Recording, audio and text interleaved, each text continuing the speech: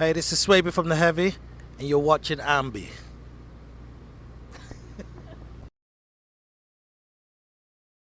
Hey everyone, it's Alicia from AMBY, and I would like to welcome you to our interview with Kelvin from The Heavy. Yo, what's up? How are ya? I'm great. I'm so good. I just want to say welcome to Toronto. How's it feel to be back on our side of the pond?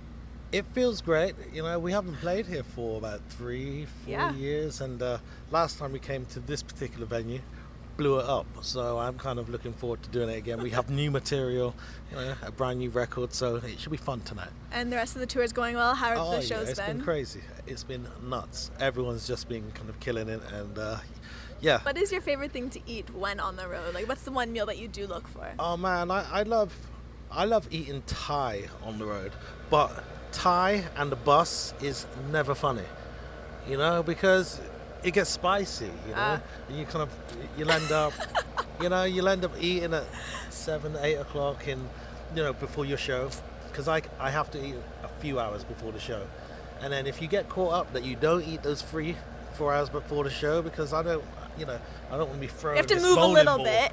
You know, Bowling ball. Yeah, it's like a ball. Come on. Well, anyway, so if you don't do that and you have to eat after the show, that's horrible. When you've got to get the driver and say, "Listen, we need to pull over, like now." You know, something bad's about to happen. Yeah, so you try to avoid that as much as possible. Yeah, exactly. And you can't go dropping the number 2s on the bus, because that's just it's not fair to everyone else. No, it's not it's fair really not. at all. Yeah, exactly. You just don't do that business. That business does not happen. Anyway.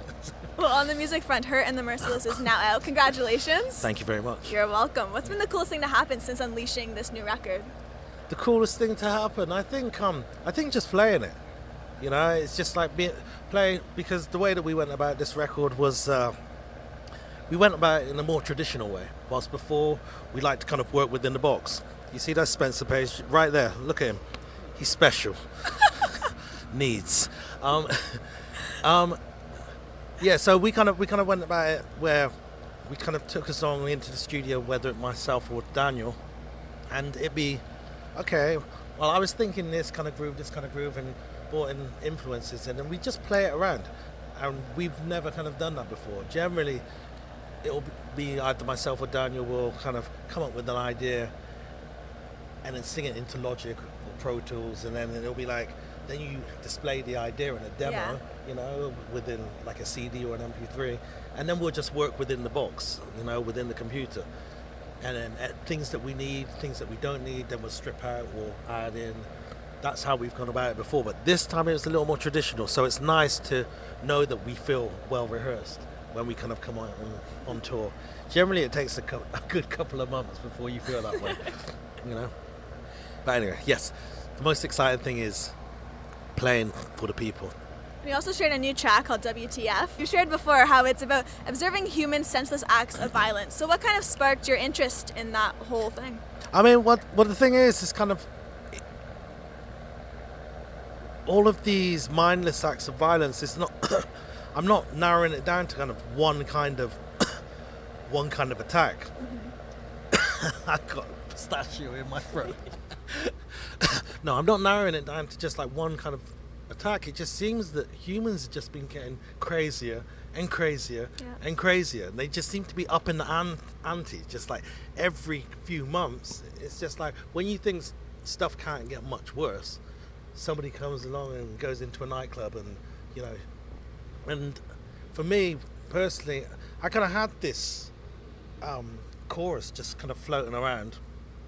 It's a really, really simple chorus, but I kind of didn't have the words for the verse.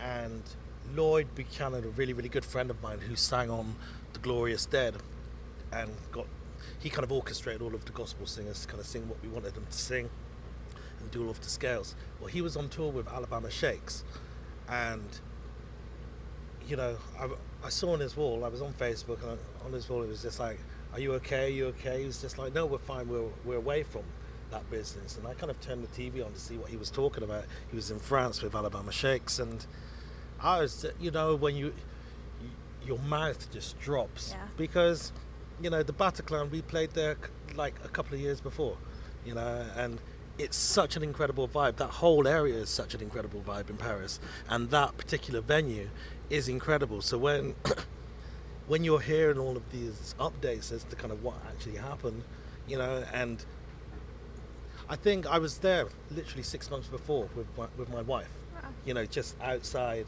the Bataclan, because we were getting tattoos just along the road, but we kind of just like stopped off, and to imagine that, the fear, the terror, so when I kind of say when home sweet home doesn't feel like home anymore, it just doesn't, because you seem to think that, all of it doesn't matter where it is, it's just happening all over the world, you can't narrow it down, and that's why I have to ask what the, Yeah. you say it. You say it.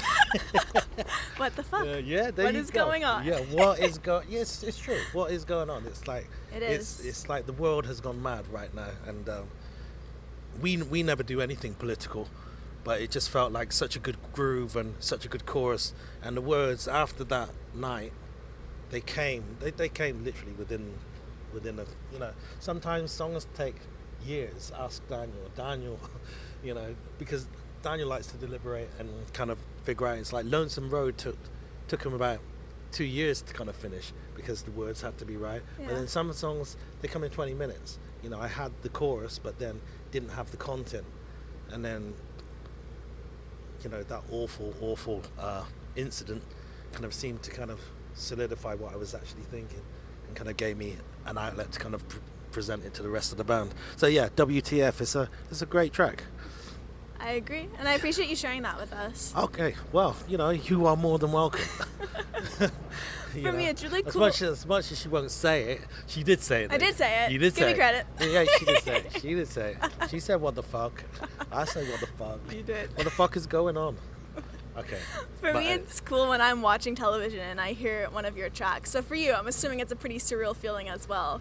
yeah, it's really, really weird. It's always weird, It's like I always find it strange when we're watching football or something and we're here Turn Up or How You Like Me Now or Short Change Hero.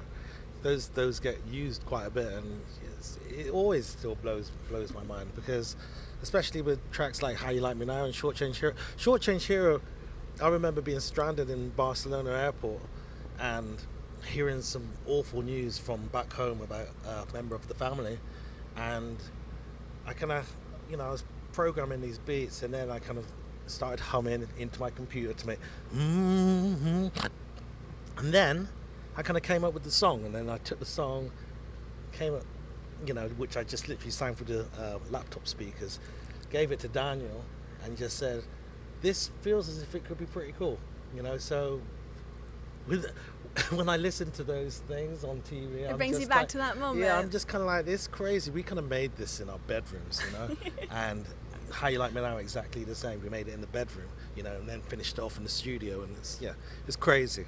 It's crazy, but it's kind of like, it just goes to show you just have to have an idea, and it can end up here.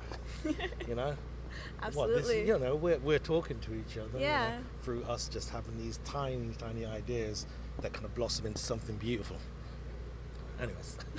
Well, just to wrap things up today, is there anything you want to say to all of your fans who'll be viewing? Just parting words? I just want to say, thank you for keeping us working. I'm so blessed and so happy that we get to come out and we get to work, and we love our work, So you guys coming to see us, you guys keep buying the stuff, it's incredible. It's an incredible feeling, and I'll keep throwing myself in the fire, pulling myself out just to be able to get some content for you. Okay. I just want to say thank you so much for chatting with us. Thank you. Come on. Yeah, I appreciate it. Thank you so much. You are more than welcome. And remember, to everybody viewing, you can visit us at musicblogya.com for all exclusive interviews, features, videos, and so much more with your favorite bands. See you next time.